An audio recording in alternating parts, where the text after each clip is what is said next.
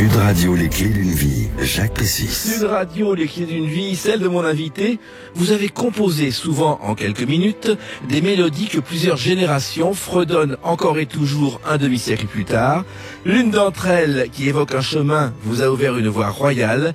À vos clés de sol vont s'ajouter aujourd'hui celles de votre vie. Bonjour Jacques Revaux. Bonjour mon cher Jacques. Et un certain Claude François qui chante Belle Belle Belle. Oui, mais Claude, quand il était dans l'orchestre de Frozio, quelques années avant, avait chanté, paraît-il, c'est lui qui me l'avait dit en tout cas, un certain nombre de mes premières compositions. Et quand j'ai fait sa rencontre, alors que nous nous faisions maquiller pour cette première télé, c'est là où il m'a dit, vous êtes Jacques Revaux, écoutez, j'ai déjà chanté beaucoup de vos chansons. Voilà, le monde est petit. Voilà, là vous chantez encore. Et puis il y a une autre date importante dans votre vie, on va en parler dans quelques instants. Vous n'allez pas me parler de mon mariage? Non, du 27 août 1967. À tout de suite avec 27 août 67. À tout de suite sur Sud Radio. Ça me dit rien. Attendez. À tout de suite sur Sud Radio avec Jacques Revaux. Sud Radio, les clés d'une vie, Jacques Pessis. Sud Radio, les clés d'une vie, celle de mon invité Jacques Revaux. On a parlé de vos débuts dans la chanson, de vos immenses succès avec Michel Sardou. Et si je parle du 27 août 1967, c'est une date importante. Vous êtes au pied d'une piscine, Claude François est là, et oui, et puis il va commencer à écrire les paroles de cette chanson. Je me lève et je te bouscule, tu ne te réveilles pas comme d'habitude. Eh oui, on a des frissons quand on l'entend parce que des souvenirs, oui. Parce que c'est quand même une soirée unique. Alors ça change la vie d'un homme et d'un compositeur, et effectivement, ça a changé ma vie. Mais ça l'a changé particulièrement depuis, on va dire 6 mois ou 1 an. Ah bon? Oui. Parce que avant, je travaillais tous les jours, donc on oublie, on ne revient pas sur le passé. J'ai eu la chance de signer un certain nombre de chansons connues, plébiscitées par les publics, mais j'ai oublié de vivre pour Johnny, pour Sardou 220 ou 230, je ne sais plus. Et je ne fais pas partie de la catégorie des gens qui passent leur vie à se souvenir du passé. Moi, j'ai toujours été de l'avant, même si le passé est magnifique. Donc, vous me parlez aujourd'hui de My Way. Je lis dans la presse le nombre d'enregistrements qu'il y a eu. Qui, mieux que nous, peut savoir le nombre d'enregistrements? Personne. Alors, on a dépassé, paraît-il, d'abord le milliard d'albums vendus. Ça, c'est la vérité. Oui. C'est pas du pipeau. On a dépassé les 3000 enregistrements dans le monde. Mais il y a 2 ou 3 ou 5 ans, alors on tient une petite comptabilité, mais la maison d'édition, qui est Warner Chappell, n'arrive pas à savoir, pays par pays, combien il y a. Un jour, Hervé Villard est revenu du Mexique. Il m'a ramené 40 albums de 40 artistes. Et il y a 30 ans de cela. Donc, honnêtement, on ne sait pas. Par contre, ça change votre vie. Je parle pas d'argent, là. Oui. Je parle de prix où j'ai reçu. Alors ça, c'est intéressant que je vous le dise parce que je l'ai jamais dit. Aujourd'hui, je ne règle pas les comptes, mais je dis la vérité. Nous avons pris Claude, Paul Anka, bien sûr, et moi, entre autres, puisque malheureusement Gilles Thibault, qui est le co-auteur des paroles avec Claude, n'est plus de ce monde depuis que la chanson est devenue un énorme tube, nous avons reçu des prix dans le monde entier. Partout. Vous savez, les awards, oui, les machins et tout. Partout. Vous voyez pas ce que je veux dire? Si, pas en France? Jamais. Incroyable. Jamais en France. Moi, je veux bien, mais à un moment donné, ça n'est pas, c'est pas gentil, quoi. Oui, alors, c'est pas normal, l'autre jour, avec le club de Claude, oui, on m'a remis un joli trophée et je les en remercie, bien sûr. Mais ça, c'est, si vous voulez, c'est ponctuel. C'est pas une légion d'honneur du showbiz. Je ne comprends pas. Si moi j'étais pour quelque chose dans la remise des prix, j'aurais remis à cette chanson des trophées. Je ne comprends pas. Non, voilà, je l'ai dit. Mais vous l'avez dit, et puis il y a peut-être des gens qui nous écoutent et qui vont rectifier parce que c'est tout à fait anormal. Alors, il faut savoir... On vit très bien sans, hein. Oui, soyons clairs. Alors, ce qui est extraordinaire, c'est l'histoire de cette chanson, parce qu'au départ, ça a commencé beaucoup plus tôt au Canada, où vous aviez 4 musiques pour Hugo Frey, dont celle-là qu'il a refusée, je crois, Jacques Revaux. Ah non, alors c'est pas au Canada, c'est à l'hôtel Le Canada, à Megève, hôtel dans lequel je passais 15 jours, 3 semaines, tous les hivers, et puis l'été on allait ailleurs. Avant que de partir à Megève, j'avais une commande de Norbert Saada, qui était le directeur artistique et éditeur de Hugo Frey. D'accord ? À l'hôtel, je passe quelques journées, j'ai été avec Delanoë, je suis convié à dîner chez Hugo Frey le soir. Merde, j'ai oublié la commande que j'avais. Et vite, le matin, j'ai fait 4 chansons qui sont devenues, après des chansons qu'on a faites en maquette à Londres, en anglais. Pourquoi en anglais ? Parce que tous les artistes à cette époque-là, y compris Claude, chantaient des adaptations. Mais les compositeurs français ne passaient pas. Donc on a fait cette maquette à Londres avec un jeune qui a été payé 200 francs de l'époque pour faire les 4 textes de mes chansons. Il s'appelait David Jones, qui est devenu, je vous le donne en mille et mille, David Bowie. Donc c'est extraordinaire. Alors j'ai lu, je suis en train de voir beaucoup de films sur ce que David Bowie en a pensé. Lui-même a copié cette chanson quelques années plus tard. Il a fait un autre tube sur les harmonies de My Way, parce qu'on n'avait pas pris ses paroles. Mais nous, ça n'était qu'une maquette. Et s'il avait fait la chanson, Sinatra n'aurait pas chanté. Paul Anka n'aurait pas fait sa version, et peut-être n'aurions-nous jamais eu Frank Sinatra. Alors, il faut savoir que cette chanson, au départ, on le rappelle pour celles et ceux qui ne le savent pas, mais ils sont rares.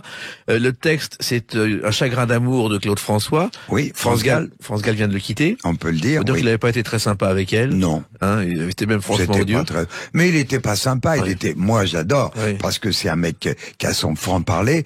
Mais dans l'entourage immédiat, vous avez des témoignages où il était extrêmement pet sec. Et alors, c'est une vedette, c'est une star. Alors, cette chanson, vous la proposez d'ailleurs à Claude François, qui une première fois va la refuser. Oui, au mois de mai.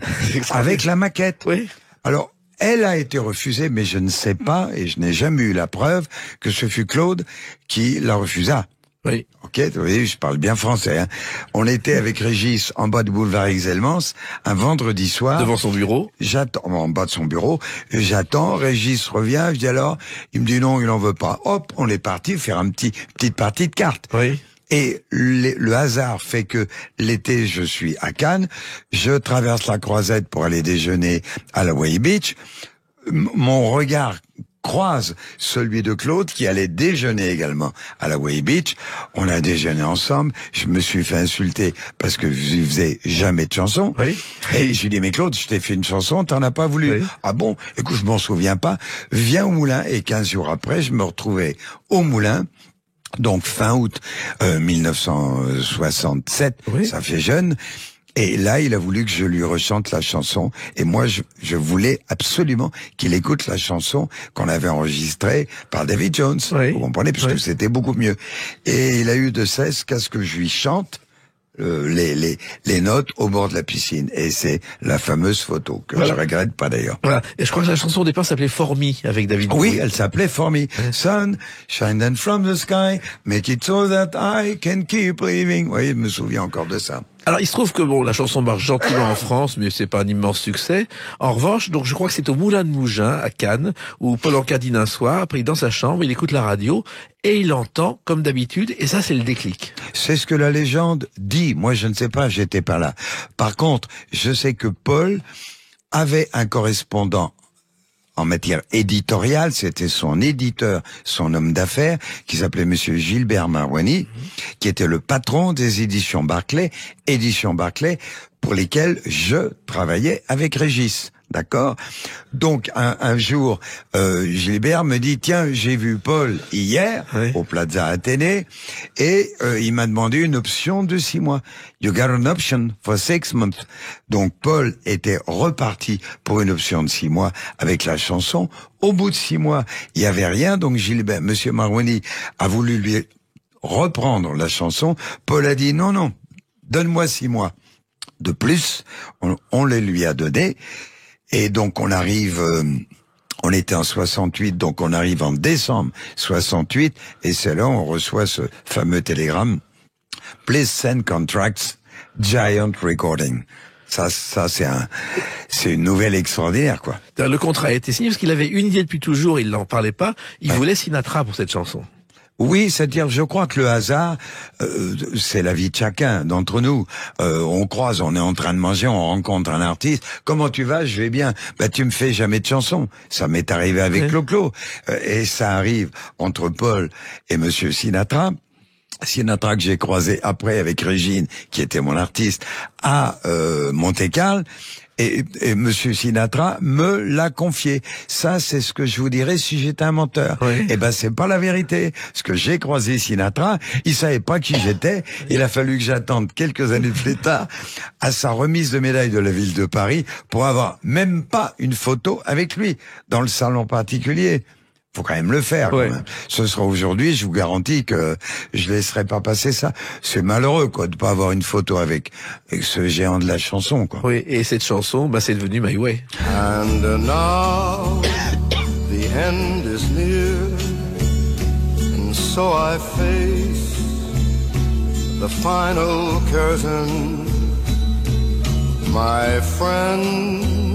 I'll say it clear. Chanson connue dans le monde entier et une seule prise, vous me disiez, Jacques Revaux. Oui, c'est la légende, mais c'est quand on est allé justement à Los Angeles pour les remises des awards et tout, vous savez, là-bas, ils calculent en millions de passages radio. Oui. Donc, on y est allé 4 ou 5 fois, et avec Paul, on a pris les awards pour 1 million de passages radio, 2 millions, etc. Et il y a une fois, je crois que c'était en 70, j'ai croisé Nancy Sinatra et le producteur, qui avait été le producteur de Franck pour l'enregistrement de ça. Et ils m'ont confirmé que Monsieur Sinatra avait enregistré la chanson en une prise. C'est incroyable. Voilà. Et moi, j'ai appris ça, j'étais un peu subjugué, mais jeune con qu'on peut être quand on est un peu trop jeune. Ouais, j'avais entendu une petite note fausse à la fin. Ce qui est vrai. Il y a un comma un peu bas à la fin. I did it, my way. C'est tout. Voilà. Faut quand même être taré. Mais bon. Alors, on raconte, c'est une légende, que Claude François ou Waldorf Astoria auraient aperçu Frank Sinatra et n'auraient pas osé aller lui parler. Je ne sais pas. C'est une légende qui court. Je ne sais pas. Il y a beaucoup de légendes. On est nous-mêmes des légendes. Faut jamais l'oublier. Hein. Exactement. Alors, mais Jacques, vous êtes une légende. Je vous écoute sans arrêt. Alors, il y a aussi une chose, c'est que Claude François, qui n'était pas un homme d'affaires, et c'est Alain-Dominique Perrin qui me l'a raconté, il s'occupait à sauver les droits d'édition de My Way, que Claude François n'avait pas demandé. Exactement, c'est fort possible. Alain-Dominique était l'homme d'affaires de Claude. Alain-Dominique était quelqu'un que moi je connaissais. On est entré, parce que ça, je vous donne un scoop que personne ne connaît. On a mis 1 an de négociation et le vendredi, avant que Claude ne parte à Genève pour enregistrer ses émissions de radio, Claude avait signé dans ma maison de disques. Incroyable. Entre-temps, il part, il revient chez lui, il prend le bain et malheureusement, il a disparu. Donc nous avons rendu à Claude Carrère, etc., à CBS, les enregistrements dont nous étions sur papier, entre guillemets, les propriétaires. Alain-Dominique pourra vous le confirmer. Oui, ça veut dire que s'il avait été présent, je pense que... il est enregistré très bien. Et je, entre guillemets, me serais occupé un petit peu de lui. Oui, d'ailleurs, le premier du succès des disques Flèche, c'était une de vos chansons. C'était avec Claude François. D'ailleurs, les disques Flèche qui ont failli s'appeler le disque Belle au départ. Et puis il a hésité, il a choisi Flèche sur une liste de Jean-Marie bien, Flèche. Un très beau logo et tout, c'est magnifique. Mais il a été, qu'est-ce que vous voulez, il a été, c'est difficile d'être un bon homme d'affaires et un bon manager des finances. Il faut avoir fait, entre guillemets, un peu mes études, avoir été en compagnie de gens formidables, et ça n'était peut-être pas le cas de beaucoup d'artistes. Donc, quand il gagnait 1000, il dépensait 2000 avec ses bouquins, et avec sa société de mannequins et tout. Heureusement qu'Alain-Dominique est venu. Exactement. Sinon, il y aurait même plus les héritiers de Claude aujourd'hui. On est bien d'accord. Et alors, une autre date importante, elle est tout à fait récente, c'est le 10 mars 2023. On en parle dans quelques instants sur Sud Radio avec Jacques Revaux. Sud Radio, les clés d'une vie, Jacques Pessis. Sud Radio, les clés d'une vie, mon invité, une légende. Jacques Revaux, le compositeur de, comme d'habitude, My Way, des chansons de Sardou. Effectivement, je pense que vous êtes le seul Français, que je Encore dirais, vivant. et mélodiste surtout, parce que les mélodistes n'existent plus. Oui, bah oui, mais je suis pas je suis très loin d'être le seul. Soyons clairs. Mais c'est une race en voie de Il y en a disparition. beaucoup. Vous avez, je sais pas, les Julien Clerc au hasard, Oui. les Jodassin. Dans les nouveaux, vous avez les Vianney. Ouais. C'est quand même pas n'importe quoi. Moi, j'ai beaucoup. Par contre, ce qui est un petit peu ennuyeux, c'est que comme j'écoute tout ce qui bouge, ben, comment tu vas bien, je ne comprends pas un mot de ce qu'ils disent. Ouais. Et ça me gêne. C'est dommage. On a eu récemment une artiste dont je tairai le nom, qui a justement enregistré une pub avec la chanson. Je comprends pas ce qu'elle dit. Quel dommage. Elle est magnifique. C'est la chanteuse préférée des Français. Articule un peu plus. Parce que moi, j'irai acheter tes disques. Exactement. Alors, vous avez été fêté donc le 10 mars 2023 à la SACEM par le club officiel Claude François. Oui. Une soirée avec Blin Buggy que vous avez retrouvé. Oui. C'est le genre de choses très rares. Non, finalement. Vline, malheureusement, elle n'a pas pu venir. Elle était un peu souffrante. Donc, j'ai fait tant bien que mal, tout mon possible, pour lui faire un honneur qu'elle mérite. Parce que des chansons pour Claude, elle en a fait plusieurs centaines. Hein. Dont Belle Belle Belle, la première. Belle, bien sûr. Parce Oui, que, oui. et que Claude a insisté pour que ce soit ce titre, et il était déjà très dur de ce côté-là. Et Alors, Claude s'était séparé d'elle au moment où moi j'ai amené la musique. C'est dommage, sinon c'est Evelyne Buggy et non pas Gilles Thibault qui aurait commis les paroles. comme d'habitude. Comme et d'habitude, My Way. oui. Alors, il se trouve que ce qui me fascine, c'est 45 ans après, Claude François est toujours présent, Oui, les oui. fans sont toujours là. Un grand artiste reste dans le cœur de ce qu'il a mis au point. Il a mis au point quoi ? Une communication entre le public et lui. Donc le public lui renvoie ce que lui a semé. Le drame, c'est que beaucoup d'artistes ne se rendent pas toujours compte. C'est le problème. Mais quand vous avez des grands artistes, comme Claude, comme Sardou, comme Johnny, enfin, etc., et j'en passe, et les meilleurs, ces gens-là savent que sans le public, il n'y a pas d'artiste et il n'y a pas de vedette. Oui, mais Claude François, c'était encore autre chose. Moi, je me souviens des fans dans mes jeunes années Ouais. qui attendaient devant la porte Claude François Bien sûr. pendant des heures. Et Bien je sûr. me souviens du jour où on a vendu sa cave. Ils ont dit, allez, on fait comme au bon vieux temps. Ils ont cassé les portes de l'hôtel Drouot pour pouvoir rentrer avant tout le monde. Et moi, j'avais 40 de mes bouteilles là-dedans. Ouais. Voilà. Eh ben, j'ai toujours du vin, les grandes bouteilles encore, sont imbuvables sûrement, mais celles que j'avais rachetées avec Alain-Dominique Perrin à la tombola, la vente aux enchères, pardon, à Drouot. Alors finalement, que les fans soient là et continuent à aimer les chansons de Claude, je pense que vous avez rendu un immense service à Claude inconsciemment. C'est-à-dire que sans comme d'habitude, il ne serait peut-être pas entré dans la légende, malgré les autres chansons. Oh, si. Disons que, à la limite, modestement, ça l'a peut-être confirmé un peu plus, et surtout à l'international. Voilà. C'est tout. Parce que beaucoup de nos artistes français, hélas, ne connaissent pas les langues ou chantent mal dans les langues. Et à la France, nous accueillons tout le monde. Tant mieux. Mais les autres pays n'accueillent pas les chanteurs français. Sauf les Maurice Chevalier, les Édith Piaf. Et il y a eu très longtemps qu'il n'y a pas eu une vedette.